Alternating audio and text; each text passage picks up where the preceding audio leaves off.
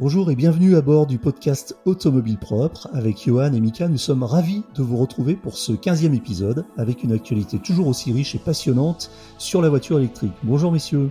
Hello Eric. Bonjour Eric, bonjour à tous. Je vous rappelle que ce podcast est disponible sur toutes les plateformes comme iTunes, Spotify, Google Podcast et autres. Si vous l'appréciez, vous pouvez le noter, cela nous ferait très plaisir et cela aiderait le podcast à gagner en visibilité. Alors aujourd'hui, nous allons parler de plusieurs sujets, dont un premier sujet qui est un petit peu politique. Alors je vous rassure, on ne va pas faire de politique sur Automobile Propre, on va simplement parler de projets, de candidats et de projets qui émanent du gouvernement. On va parler aussi des nouveaux tarifs de la Tesla Model 3 qui font beaucoup grincer des dents. Et puis on parlera également des ambitions d'un constructeur high-tech taïwanais qui veut se lancer et qui se lance dans la voiture électrique. Et puis aussi, on va parler de Starbucks. Alors Starbucks, ce n'est pas un fabricant de voitures électriques. Vous connaissez certainement le parfait, le très bon café Starbucks, mais il va se passer des choses chez Starbucks et on va vous dire de quoi il retourne. Et puis enfin, la question technique. Pourquoi certaines bornes de recharge n'atteignent jamais la vitesse de charge promise. Et là, on a pas mal de choses à vous dire aussi sur le sujet, même si c'est une question qu'il est un petit peu difficile de traiter. Cet épisode est sponsorisé par MrEV.com, boutique en ligne d'accessoires de recharge pour véhicules électriques et hybrides rechargeables. Sur MrEV.com, vous trouverez toutes les solutions de recharge adaptées à votre véhicule électrique, notamment des câbles de recharge à la longueur personnalisée, ainsi que des bornes de recharge fixes ou mobiles. Si vous avez besoin de conseils, les experts de MrEV.com vous répondent par téléphone du lundi au vendredi de 9h à 17h. Pour en savoir plus, rendez-vous sur mr-ev.com.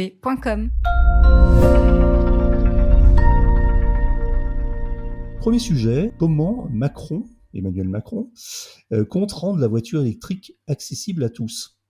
Alors là, on ne parle pas vraiment du gouvernement, on parle du candidat Emmanuel Macron, candidat à sa succession, qui, dans le contenu de son programme pour les élections 2022, propose la mise en place d'un dispositif de location de voitures électriques qui cible les ménages à faible revenu. Donc c'est un système qui va plutôt vers l'usage plutôt que vers la propriété. Et donc le candidat Macron montre qu'il s'intéresse aussi au sujet. Mika, de quoi il retourne avec ce projet ? Alors effectivement, c'est pas une annonce du gouvernement, mais bien une annonce du président candidat. Alors c'est bien de le préciser parce que des fois on ne sait pas ce qui est une annonce du gouvernement ou de Macron en tant que candidat, et ça fait partie du programme qu'il a présenté il y a quelques jours. Et donc partant du principe que tout le monde ne peut pas encore acheter une voiture électrique parce que les voitures électriques sont encore chères, il propose de mettre en place un système de location à moins de 100 € par mois, se basant sur un parc de 100 000 voitures décarbonées, de préférence produites en France, et qui compte proposer à partir de 2023 avec une première enveloppe de 50 millions d'euros. Donc c'est pas le gouvernement directement qui proposerait ce parc de voitures, mais en tout cas il financerait avec l'aide de constructeurs mais aussi de loueurs pour donner un petit peu accès à ces voitures électriques à prix réduit. Alors ce serait ciblé sur les ménages les plus modestes, donc il y aurait forcément des conditions de revenus comme on a aujourd'hui la prime à la casse qui dépend de ça. Et l'idée c'est de faciliter l'accès à la voiture électrique. Donc c'est pas le seul, en tout cas c'est pas le seul candidat à l'élection présidentielle à avoir cette idée-là, puisque Anne Hidalgo a aussi proposé un leasing social avec un modèle à peu près similaire. Et si on remonte encore plus loin, la proposition de financement voiture électrique à prix réduit, c'était déjà une idée qui avait émergé de la Convention citoyenne avec les propositions qui avaient été formulées en 2020. C'était suite à la crise des gilets jaunes sur le pouvoir d'achat. Donc finalement, c'est pas totalement nouveau, mais encore une fois, on verra ce qui va devenir de ça. Moi, la seule chose qui m'interroge, c'est qu'aujourd'hui, on veut proposer des voitures électriques à prix réduit, c'est très bien.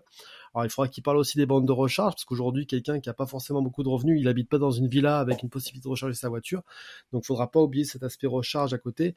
Et ça, c'est vrai que pour l'instant, moi j'ai regardé le programme du candidat, il n'y a pas grand-chose dans les détails. Oui, alors ça pose encore une fois la question de la recharge en ville, puisqu'on imagine aussi qu'une partie des ménages les plus modestes vivent en habitat collectif. Alors, je n'ai pas de statistiques très précises. On en a, bien sûr, on en a déjà parlé, mais on sait que c'est une réalité et que la recharge en milieu urbain, la recharge en ville est un vrai sujet qui, pour l'instant, n'est pas réellement adressé.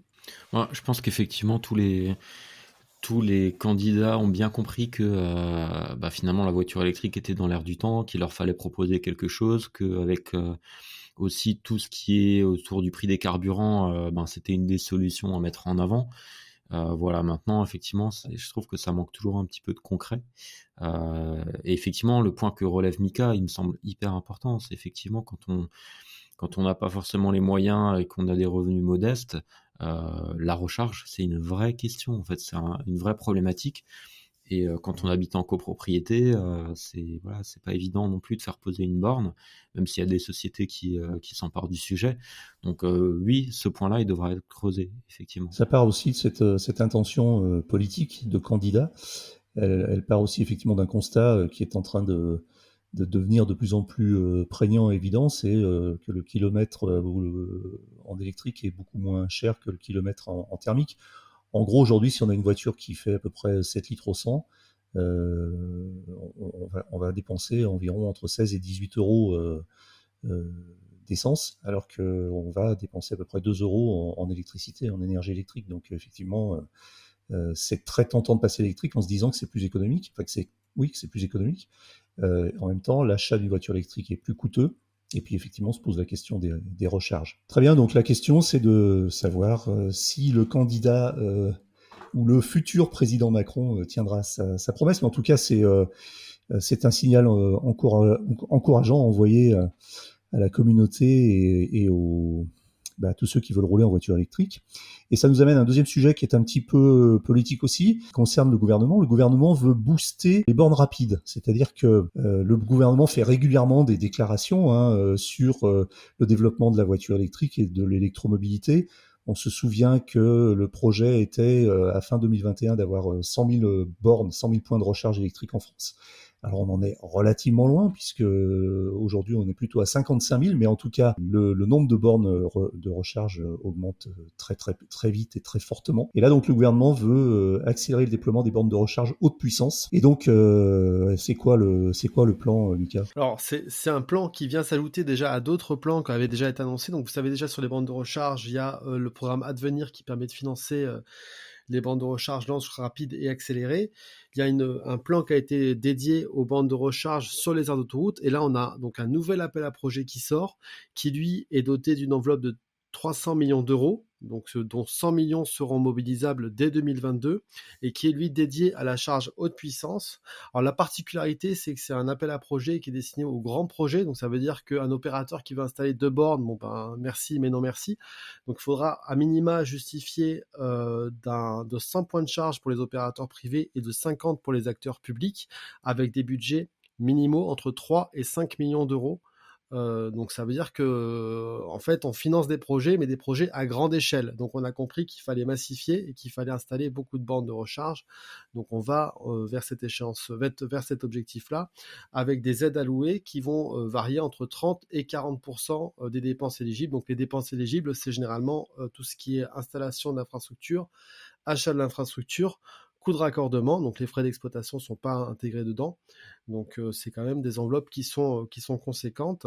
Donc l'appel à projet, il court jusqu'à fin 2024 avec plusieurs échéances des relevés. Donc l'idée, c'est qu'à intervalles réguliers, on valide les dossiers qui sont déposés dans le cadre de l'appel à projet. La première échéance, ce sera en juillet 2022. Et après, il y en aura 2 par an comme ça. Donc ça va forcément inciter de nouveaux opérateurs à se positionner pour installer des bornes. Et ça, ça va dans le sens de la massification. Alors, j'ai essayé de calculer sur 300 millions d'euros combien ça pouvait faire de bornes. Moi, j'estime entre 15 000 et 20 000 points de charge supplémentaires si on part de la charge haute puissance. Donc après, il faudra voir un petit peu les projets qui sont déposés, sachant qu'on demande aussi à ce que chaque station déployée compte au moins 4 points de charge, dont 2 de puissance à minima 150 kW en courant continu. Donc vraiment, c'est un projet d'envergure. Moi, c'est intéressant, mais la seule chose qui m'inquiète, c'est que finalement, comme la première échéance est en juillet, j'ai peur qu'il y a certains opérateurs qui disent oula, on va ralentir le projet avant de commencer les déploiements. On va faire le dossier et puis après on verra si on obtient les financements ou pas, parce que généralement les financements sont alloués avant l'installation des bornes et pas après. Ouais. Ça peut effectivement créer des effets de bord ou même des effets d'aubaine. Alors par exemple, est-ce Est-ce qu'un grand opérateur peut être concerné? Parce qu'on sait que c'est quand même des projets, ça concerne, enfin cette subvention, cette aide concerne des projets qui sont quand même relativement ambitieux, puisque c'est entre 3 et 5 millions d'euros par projet. Est-ce qu'on ne peut pas avoir des effets d'aubaine du type, je sais pas, je dis n'importe quoi, hein, mais Unity qui a déjà prévu son déploiement et qui va ralentir en attendant de proposer son projet, ou est-ce que les grands opérateurs déjà actifs sont exclus de cette subvention?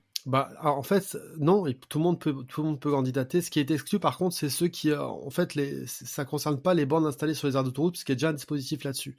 Donc c'est en dehors des aires d'autoroute. Et alors oui, certains se disent bon, finalement, ça va créer, comme je le disais juste avant, un effet d'aubaine pour peut-être même des entreprises, des PME, qui vont se dépêcher d'installer des bornes pour toucher les aides, et puis qui peut-être après vont les laisser à l'abandon, on va pas les entretenir. Voilà, il y a effectivement, il y a toute une question sur la maintenance et l'exploitation, parce que ça, c'est pas financé, hein, généralement par les aides, c'est vraiment le déploiement qui est financé, mais par contre, tout ce qui est aide à la maintenance et à l'exploitation, après, c'est un coût fixe qui reste à la charge des entreprises concernées. Et c'est vrai que ça coûte cher, hein, c'est un vrai problème, hein. Moi, j'en parlais avec des syndicats d'énergie qui disaient, l'exploitation, ça commence à... Ça pèse assez lourd sur la facture, et c'est vrai que des fois, ils s'en rendaient pas compte, et... Voilà. En tout cas, c'est un coût qui est pas négligeable, mais aujourd'hui, s'il y a plus de voitures électriques, normalement, ça va être couvert par l'usage. Oui, bien sûr. L'idée, c'est que ça devienne une charge, que ça devienne un poste rentable et non plus une charge. Effectivement, la semaine dernière, dans l'interview avec Alain Roland, le PDG de Station E, il m'expliquait que le coût de maintenance fixe pratiquement d'une borne électrique très simple, hein, par exemple pour une collectivité territoriale, c'était entre 1 000 et 3 000 euros par an. Donc même si elle est pratiquement pas utilisée, même alors ça tient compte de tout, hein, maintenance classique, un petit peu de vandalisme, etc. Donc effectivement, ça peut faire une charge relativement importante et qu'il faut effectivement prendre en compte. Johan, ça t'inspire cette idée d'aide gouvernementale pour développer les réseaux électriques? Ouais, effectivement, je pense que c'est une bonne chose. Ça s'inscrit un peu dans la tendance qu'on observe nous côté ChargeMap, hein. C'est effectivement que les déploiements sont en train de s'accélérer, qu'il y a des aides qui sont mises en place et que les projets ont de plus en plus d'envergure. Donc tout ça va dans le bon sens. Ça va pousser aussi le modèle opérateur-investisseur, qui je pense est une bonne chose, puisqu'on peut avoir des opérateurs qui vont simplement opérer les bornes qui leur appartiennent pas. Quand on a un opérateur et qui est propriétaire des bornes, en général, il est très très motivé pour qu'elles fonctionnent et pour qu'elles soient utilisées. Donc ça veut dire qu'il y a aussi une autre dynamique qui se met en place. Donc tout ça, c'est, je pense, une bonne chose. Le petit bémol, ou en tout cas le petit regret, c'est que du coup, c'est un appel à projet qui supporte uniquement les gros projets. Ça veut dire que des acteurs plus petits, peut-être plus régionaux, vont peut-être avoir du mal à se positionner dessus. Et finalement, on peut se dire que ceux qui seront capables de se positionner, ce sera Unity ou les pétroliers, peut-être EDF en partie. Mais voilà, ça restreint en fait le nombre de candidats. Et finalement, ça amène aussi une centralisation des réseaux de recharge, là où avoir un peu de concurrence, à mon sens, c'est finalement pas plus mal. On va passer à Tesla. Alors là, Tesla, il y a une actualité assez brûlante ces derniers jours, et notamment sur les tarifs. Alors moi, je vous avoue, messieurs, que j'y comprends plus grand-chose, et je me demande si c'est pas un peu le cas de tous les clients ou les gens qui s'intéressent en tout cas à Tesla et peut-être à l'achat éventuel d'une Model 3. Alors il y a eu après plusieurs baisses de tarifs successives entre, on va dire, 2020 et 2021. On a maintenant des hausses qui remettent pratiquement, je crois, la Tesla Model 3 à son prix d'arrivée sur le marché en 2019. Mais voilà, donc c'est un petit peu la bouteille à l'encre là dans les tarifs, et on a donc de nouvelles hausses de tarifs. Ouais, effectivement, il y a eu pas mal de changements. Du coup, c'est un peu compliqué à suivre. Moi, je reçois des messages d'un peu partout, de gens qui étaient prêts à passer à la voiture électrique, qui lorgnaient sur une Model 3. Et qui m'envoient des messages en disant « Oh là là, t'as vu la hausse de prix, du coup je peux plus passer à l'électrique, etc. » Ouais. Donc c'est vrai que la Model 3 avait en fait vraiment une valeur perçue par rapport à son prix, un rapport qualité-prix qui était excellent. Et du coup, en fait, il est dégradé par ces hausses de prix successives. Donc depuis le mois de mars, en fait, le prix de base donc de la version de base de la Model 3 a augmenté. Il est passé de 43 800 € à 49 990 €. Donc ça fait un peu plus de 6 000 € de hausse sur le prix de base de la voiture, mais c'est amplifié par le fait que au-delà de 45 000 €, le bonus il passe de 6 000 €, bonus écologique, à 2 000 €. Donc ça veut dire que la voiture elle a pris un coût considérable qui éloigne en fait un achat pour des gens qui lorgnaient sur cette voiture. Pour vous donner un ordre d'idée, en fait, elle a pris plus 11 190 € en 2 semaines pour une version qui est livrable en février 2023. Donc ils ont non seulement augmenté les prix, mais ils ont aussi décalé les dates de livraison à février 2023, donc quasiment une année. Et d'ici là, en fait, le bonus écologique au-delà de 45 000 €, il sera passé de 2 000 à 1 000 €. Donc voilà, c'est une hausse qui est hyper conséquente, qui du coup impacte forcément les ventes chez Tesla. Je suis passé dans une concession Tesla il y a quelques jours, ça tirait un peu la tronche au niveau des commandes. Donc voilà, c'est vraiment une hausse importante. Oui, donc on est au point où ce n'est plus anecdotique, mais ça peut remettre carrément en question un projet d'achat de voiture électrique. Oui, ouais, moi j'ai des gens autour de moi qui ont dit du coup on n'y passe pas, on va attendre, etc. Mais effectivement ça a découragé les gens. Alors finalement on se pose aussi la question de pourquoi il y a ces hausses. Donc on n'a pas de commentaire officiel de la part de Tesla, mais on peut supposer que les hausses de matières premières et notamment sur le nickel suite à la guerre en Ukraine ont un impact. On peut imaginer aussi que la hausse du prix des carburants fait qu'il y a une hausse des demandes.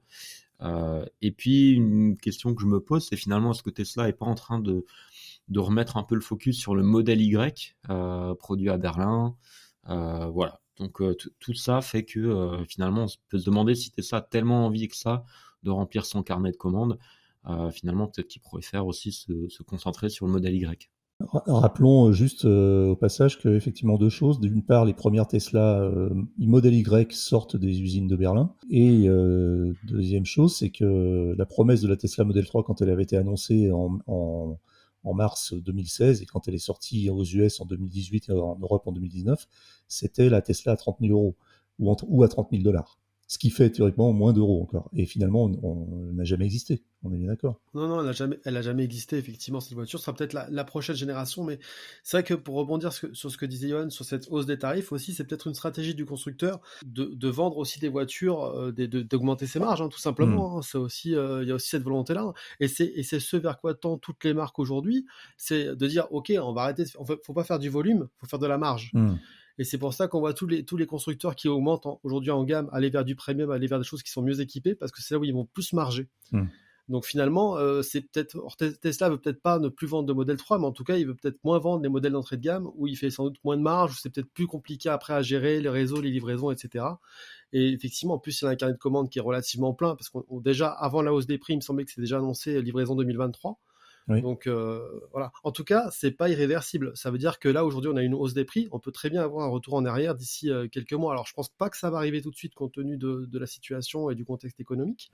Mais en tout cas, c'est pas impossible qu'il y ait un retour en arrière d'ici quelques temps. Mais ces fluctuations risquent peut-être de jouer un petit peu contre Tesla et enfin pas l'image, mais en tout cas, comme le disait Johan, l'image de la valeur perçue, parce que les gens, bon, maintenant la concurrence arrive, il y a des choses qui sont très, très potables et très tentantes sur le marché.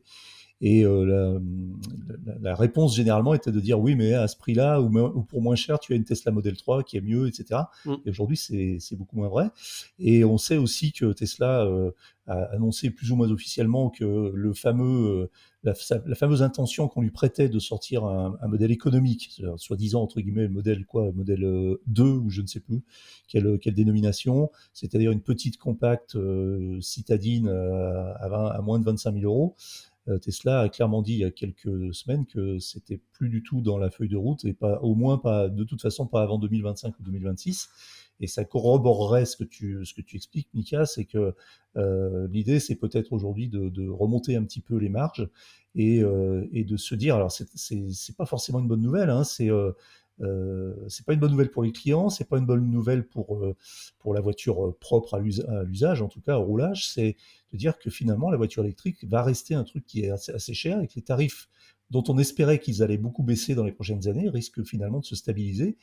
J'ai même lu des théories qui expliquent que finalement la volonté générale, c'est de maintenir les voitures électriques à ce tarif-là et de faire en sorte que les gens aient deux alternatives, c'est-à-dire soit ils ont les moyens de se payer une électrique et ils continueront à rouler en voiture individuelle, soit ils n'ont pas les moyens et ils seront forcés de prendre les transports en commun et les moyens alternatifs. Alors bon, ça ressemble un peu à une théorie, pas une théorie complotiste, on va pas dire ça, mais ça me paraît un petit peu tiré par les cheveux, mais en tout cas, aujourd'hui, les signaux, en tout cas, n'indiquent pas vraiment une baisse et une trajectoire vers des voitures électriques d'entrée de gamme et pas très chères.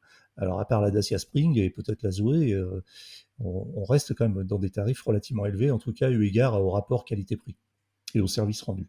Alors, puisqu'on est dans l'actualité Tesla, on va dire quand même deux mots parce qu'on est bien obligé, même si c'est une actualité dramatique et qu'on va éviter de commenter un petit peu dans le vide un sujet qui est très sensible.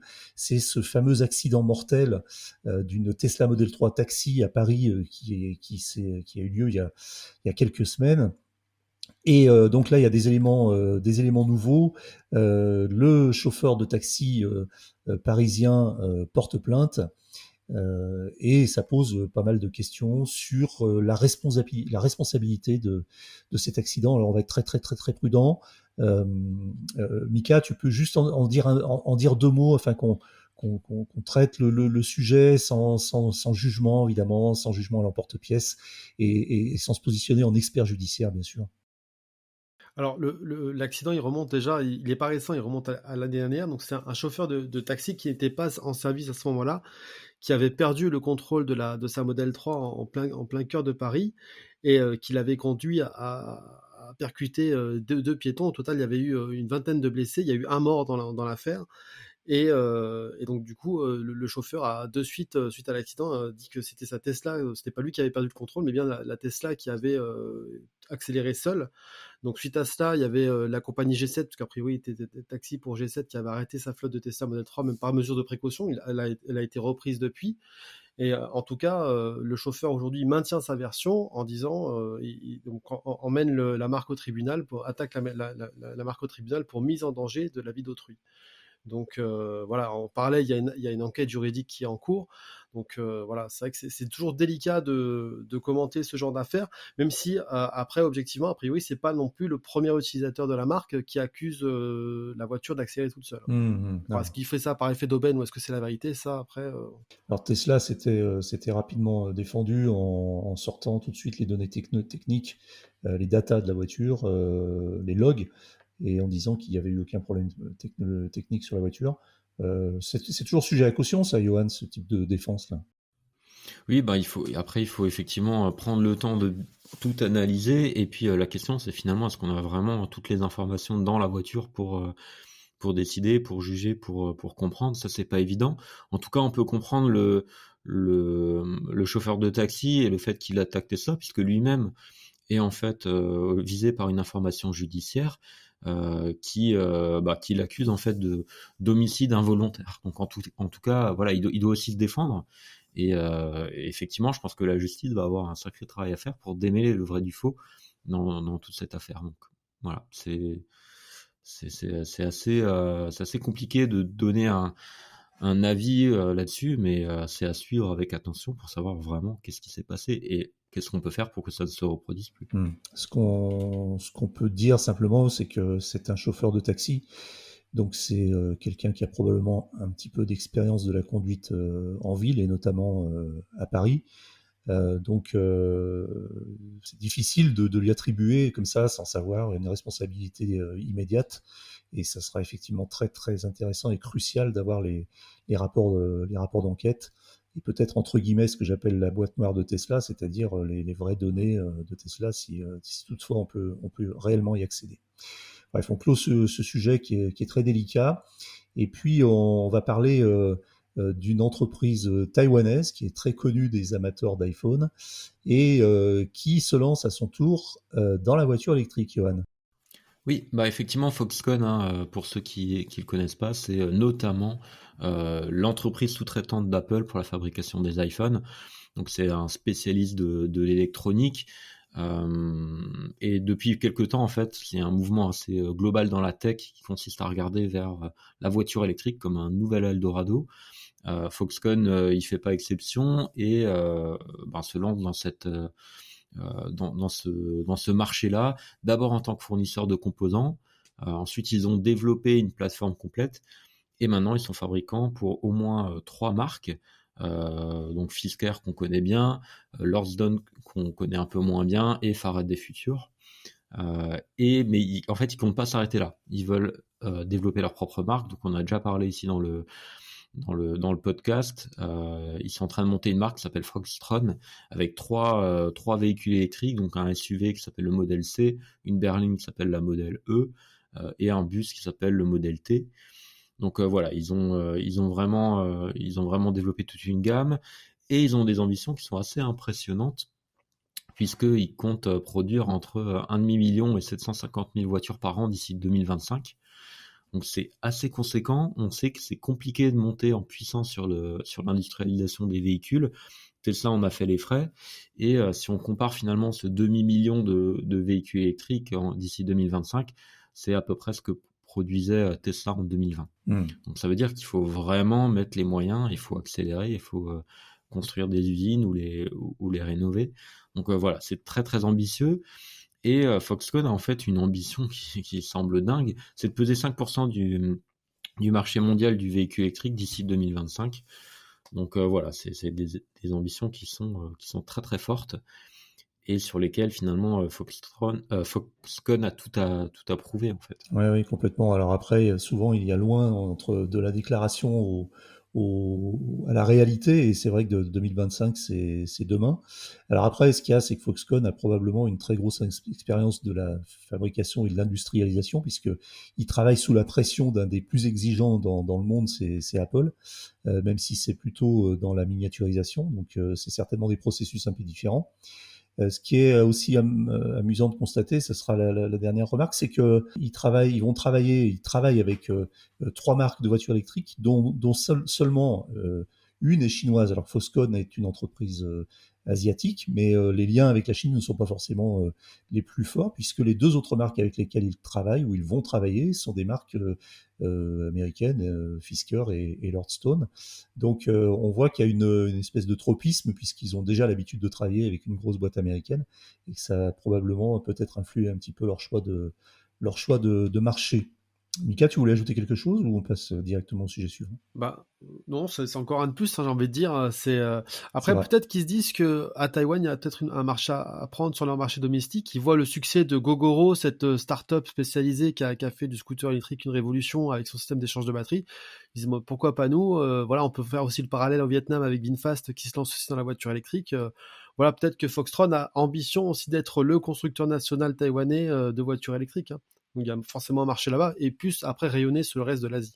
Alors justement, on parlait des USA et puis principalement de la Silicon Valley, parce que c'est souvent là que aussi démarrent les entreprises et les startups de l'électromobilité, les marques de voitures électriques, et on y reste un petit peu avec Starbucks. Alors Starbucks qui vient d'annoncer une sorte de partenariat avec Volvo pour proposer quoi, Mika? Proposer en fait un corridor de charge rapide. Donc les 2 marques se sont associées pour déployer au total une 60aine de bornes sur une distance de plus de 2000 km entre les villes de Denver et de Seattle. Donc vraiment, il y a vraiment un corridor envoyé sur le communiqué de presse et avec des points de recharge qui sont répartis environ tous les 60 tous les 145 km, pardon. Donc qui vont permettre aux utilisateurs de se recharger pour un long trajet. Donc c'est vraiment le concept du café recharge qui s'applique, et avec des points de charge qui vont être déployés avec ChargePoint, qui est un spécialiste américain de la recharge rapide. Et l'idée, c'est justement de permettre aux gens de pouvoir s'arrêter, de pouvoir prendre un café et de pouvoir recharger. Je trouve ça que c'est assez malin, sachant qu'il y a eu un partenariat avec Volvo, mais que les bornes seront ouvertes à tous, et a priori, les clients Volvo pourront bénéficier de la recharge gratuite. Alors effectivement, quand on regarde la carte, ça concerne un axe, on va dire, qui est situé sur le nord-ouest, vraiment l'extrême nord-ouest des États-Unis, entre Seattle et Denver. Seattle, qui est d'ailleurs la ville natale de Starbucks, comme d'autres grandes marques connues, entre autres Boeing ou Microsoft ou Amazon. Donc un grand centre économique, et puis effectivement des points de recharge qui vont inciter les électromobilistes américains à boire beaucoup de café, à manger beaucoup de muffins, et après probablement une extension sur d'autres régions. Alors, il faut savoir effectivement que les Starbucks aux États-Unis, ce qu'on trouve le long de la route, alors il y a deux types un peu de Starbucks, hein. Il y a ceux qu'on voit vraiment, enfin il y en a même trois types. Il y a ceux qu'on trouve vraiment en ville, comme des cafés-restaurants. Il y a ceux qu'on trouve qui sont des implants, des corners dans des grands établissements de type hôtelier ou supermarché. Et puis il y a les Starbucks un peu indépendants qu'on trouve le long des routes. Un petit peu, qui ressemblent un peu, enfin, ils ressemblent pas à des stations-service, mais qui sont indépendants, qui sont des bâtiments indépendants, comme des McDo, et qu'on trouve tout le long des routes américaines, et c'est probablement sur ces genres de Starbucks. Alors, ils sont pas, on en trouve moins en race campagne, mais on en trouve plus en périphérie ou à proximité des grandes villes, mais ce sont des bâtiments autonomes, indépendants, et c'est dans ce type de Starbucks qu'on va trouver ces stations de recharge, et probablement pas en ville. Encore une fois, on revient toujours au même sujet, c'est que on a beau tourner le sujet dans tous les sens, la recharge en ville, personne ne s'y colle réellement, quoi. Il y a toujours une problématique de stationnement, en fait, hein, c'est ça la raison numéro 1. Très bien. Alors, en tout cas, c'est intéressant. Alors, pour l'instant, ça concerne que les USA, mais si ça vient par ici, on sera ravis. Ou même, pas forcément Starbucks, mais une marque équivalente, bien implantée, avec un réseau sur les principaux axes routiers. Ça pourrait être effectivement intéressant à suivre. Ce qui nous conduit au dernier sujet. Alors là, c'est la question technique. Et alors là, c'est la vraie question piège, parce que on a plein de réponses. Et quand on contacte un peu les principaux concernés, les opérateurs, ils n'ont pas forcément beaucoup de réponses à nous donner.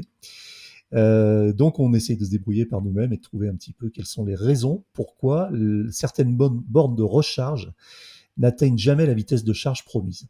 Quel que soit le contexte, on y viendra peut-être en détail. Et Johan, justement, tu as peut-être un début d'explication. Oui, bah alors déjà on parle souvent en fait de ce problème-là sur les bornes de recharge rapide, puisqu'en général sur les bornes de recharge AC, il n'y a pas trop de problèmes. C'est quelque chose qui est mal compris en fait par les conducteurs de véhicules électriques, et finalement il y a plusieurs raisons. Donc moi j'en ai listé 5, il y en a peut-être d'autres, mais je vais au moins vous lister celles qui me semblent être les principales. Alors premier point, c'est soit ça vient de la voiture, soit ça vient de la borne. Ça, c'est déjà le truc qu'il faut garder en tête, et parfois des deux. Alors la raison numéro 1, et ça on le voit nous souvent dans les commentaires sur ChargeMap, de gens qui arrivent sur la borne et qui n'ont pas la puissance. Souvent en fait c'est la voiture qui est pas en capacité d'absorber la puissance de la borne de recharge qui est en face, tout simplement parce que le chargeur est pas capé pour ça.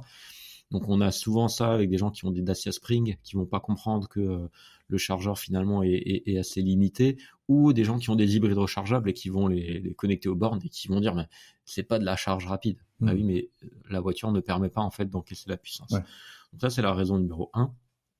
La raison numéro 2 pour moi c'est la borne ou le groupe de bornes n'a pas l'alimentation adaptée. Donc c'est typiquement il y a un abonnement électrique qui est pris, il y a une arrivée électrique qui est tirée, mais elle délivre pas assez pour alimenter la borne de recharge. Donc ça arrive notamment sur des grappes de bornes quand il y a plusieurs véhicules qui chargent. Parfois on n'arrive pas à obtenir l'ensemble de la puissance promise. Donc voilà, ça c'est plus la raison côté borne, côté alimentation électrique. La troisième d'entre elles, c'est là c'est plus lié à la voiture, donc c'est la batterie qui est pas préconditionnée, donc qui est pas à la bonne température pour charger. Donc forcément en fait le petit logiciel qui gère la recharge au niveau de la batterie de la voiture, en fait lui va pas autoriser la puissance maximale. C'est pour ça notamment que Tesla a mis en place un système de préconditionnement automatique quand il sait qu'on va s'arrêter sur un superchargeur. Donc pendant qu'on roule, il va mettre la batterie à la bonne température pour qu'une fois arrivé sur le superchargeur ou sur les bornes Ionity depuis peu, il soit capable en fait de prendre toute la puissance. Donc ça c'est la raison numéro 3. La raison numéro 4, c'est simplement en fait que en fait c'est pas la bonne plage de recharge pour charger à pleine puissance. Donc vous le savez peut-être quand on charge une voiture, il y a une courbe de charge. Donc typiquement, cette courbe de charge, elle va induire en fait une capacité de prendre en fait la puissance maximale ou non. Et notamment en fait quand on est dans l'extrémité, par exemple sur les 20 derniers pourcents, c'est souvent un exemple qu'on donne. Ben là, la batterie, le logiciel de gestion de la batterie va aussi réduire la puissance acceptable. Donc voilà, c'est juste une question de plage, et c'est pour ça que souvent en fait on va atteindre la pleine puissance que pendant quelques minutes, avant ensuite d'avoir une baisse progressive de la puissance. Donc ça, c'est vraiment lié en fait à la courbe de charge de la voiture, ou de la borne d'ailleurs, mais ça devient un peu technique. Et puis la raison 5, ça on le voit nous souvent chez ChargeMap en été, c'est que la borne de recharge, elle est mal refroidie, elle est en plein soleil, et donc elle chauffe. Et pour éviter la surchauffe, en fait, la borne, elle va se met en sécurité. En défaut. Voilà, soit elle va réduire sa puissance pour pas trop chauffer et être capable en fait de continuer à délivrer le service. Donc voilà, ça c'est un point aussi qui est important quand on déploie un réseau de bornes de recharge. Faire attention à pas mettre la borne en plein soleil, et voilà. Et ça c'est important, et souvent les gens ne comprennent pas. On voit beaucoup de commentaires à ce sujet en été, où finalement il n'y a pas toute la puissance délivrée à cause des raisons de surchauffe. Oui, donc ça c'est intéressant ce dernier point, parce que en fait la bonne recharge, c'est un équilibre de plein de paramètres, et notamment d'un bon équilibre entre trop chaud et trop froid, que ce soit pour la borne de recharge ou pour la batterie de la voiture. Alors effectivement, on a ces 5 raisons. Johan, merci d'avoir bien détaillé le sujet, parce que c'est effectivement essentiellement ça. Et puis après, c'est pour ça que je disais que c'est un sujet où on n'a pas toujours toutes les réponses, c'est qu'on a aussi des cas quand même particuliers. Alors ça rejoint peut-être la deuxième raison que tu as évoquée, c'est-à-dire une puissance d'alimentation de la borne insuffisante. Mais on a des cas, et on l'a tous un peu constaté, et moi je l'ai constaté encore il n'y a pas très longtemps, la semaine dernière, lundi dernier exactement, où j'ai fait un déplacement et j'ai dû me recharger sur une borne Ionity qui était censée délivrer jusqu'à 270 ou 350 kW, je ne sais plus, mais bref, avec une Tesla qui prend 250 kW. Il me restait un petit peu moins de 20% de batterie, donc j'étais dans les conditions idéales. La voiture avait préchauffé un petit peu avant. Non, pardon, la voiture n'avait pas préchauffé avant, bien que j'ai indiqué le chargeur Ionity dans le planificateur de la voiture, ce qui m'a surpris. Je pense que j'ai peut-être pas la dernière mise à jour sur ma voiture. Mais en tout cas, il faisait pas froid, puisqu'il faisait à peu près 15-16 degrés, donc une température, on va dire, presque optimale. Et bien sur cette station Ionity où j'étais seul, je n'ai pas dépassé 80 kW, alors que je suis censé prendre 250. Et ça m'arrive aussi de temps en temps sur des superchargeurs Tesla, dont un qui n'est pas très loin de chez moi, qui est un de dernière génération, un V3 qui délivre aussi 250 kW, et sur lequel j'ai pu prendre une fois 245 pendant quelques secondes, avec une chute assez importante très rapidement, et où la plupart du temps, quand je charge, je suis plutôt entre 100 et 120. Et là, pareil, il n'y a pas de raison vraiment, parce que là, pour le coup, la voiture est préchauffée puisqu'elle a reconnu le chargeur Tesla. La voiture, donc la batterie s'est préconditionnée, j'arrive avec 20%, etc. Je pense que je remplis les bonnes conditions, et malgré tout, et puis alors la dernière fois c'était flagrant parce que j'étais seul, hein. C'est un superchargeur où il y a 16 stèles, j'étais seul, et je suis arrivé, c'était 11h du soir, je suis arrivé avec une batterie donc préconditionnée par la voiture. J'étais à peu près à 18%, et j'ai chargé, j'ai pas dépassé 100, je sais plus de mémoire, 120, 130. Voilà, donc il reste quand même des zones d'ombre, et c'est ce que je disais tout à l'heure, on n'a pas toujours les réponses, parce que quand on pose la question aux opérateurs, on essaye de faire notre travail et d'investiguer un peu, on a souvent des réponses assez langue de bois, hein. On nous dit non, mais tout va bien, vous êtes mal tombé, votre voiture n'était pas à la bonne température, enfin on trouve toutes les bonnes raisons, mais en fait c'est difficile d'avoir des réponses, donc effectivement c'est un faisceau de raisons. Comme tu l'expliques très bien expliqué, Johan, et je pense qu'il faut pour l'instant s'en tenir là. Tu voulais ajouter quelque chose? Ouais, en fait, moi, ça m'inspire juste plusieurs réflexions même. La première, c'est que c'est extrêmement difficile de trouver la cause de cette problématique de puissance, puisque il y en a tout plein. Donc même un opérateur, lui, va avoir du mal à répondre. La deuxième, c'est que finalement, on comprend aussi la problématique de la facturation au temps passé. Parce que au temps passé, il faut vraiment être capable de délivrer la puissance qui a été qui est promise. Et les gens comprennent pas en fait, quand ils sont pas capables d'avoir la puissance, même si c'est pas un problème côté borne. ben, ils sont facturés au temps passé, donc pour eux, voilà, c'est pas acceptable. Donc ça revient aussi à pousser vers une facturation plutôt de l'énergie délivrée plutôt que le service de charge, en tout cas le temps de charge. On voit aussi tout l'intérêt d'un système intégré type Tesla qui va préchauffer le véhicule, le préconditionner. Et puis, alors ça, c'est un truc qui m'énerve toujours un petit peu. C'est finalement un peu la malhonnêteté de certaines publicités qui disent achetez ce véhicule et rechargez votre voiture en 20 minutes. Sauf que dans les faits, on n'y arrive pas. Et qu'en plus, les gens pensent qu'ils vont pouvoir avoir cette puissance de charge à la maison, ce qui n'est absolument pas le cas. C'est que sur de très rares bornes de recharge déployées en autoroute. Donc voilà, c'est un peu malhonnête de mettre ça dans les publicités. Oui, c'est vrai que ça évoque parfois un petit peu aujourd'hui cet engouement, ce foisonnement autour de la voiture électrique induit quelques excès de communication.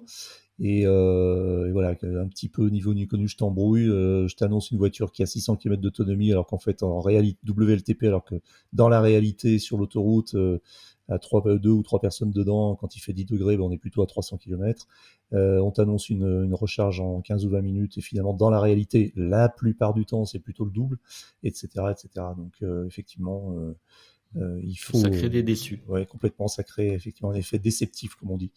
Et c'est peut-être pas comme ça qu'on va développer une ambiance de confiance autour de la voiture électrique. Très bien. Eh bien, écoutez, messieurs, je vous remercie pour votre participation à ce podcast. C'est terminé pour aujourd'hui. L'actualité de la voiture électrique ne s'arrête jamais. Retrouvez-la heure par heure sur automobilepropre.com. Pensez bien à vous abonner via votre plateforme préférée afin de ne rater aucun épisode, et n'oubliez pas de noter le podcast sur les plateformes, c'est le meilleur moyen de nous soutenir. N'hésitez pas également à nous faire vos retours, remarques et suggestions à l'adresse podcast@automobilepropre.com. Quant à nous, nous vous disons à la semaine prochaine pour un nouveau numéro de Automobile Propre, le podcast.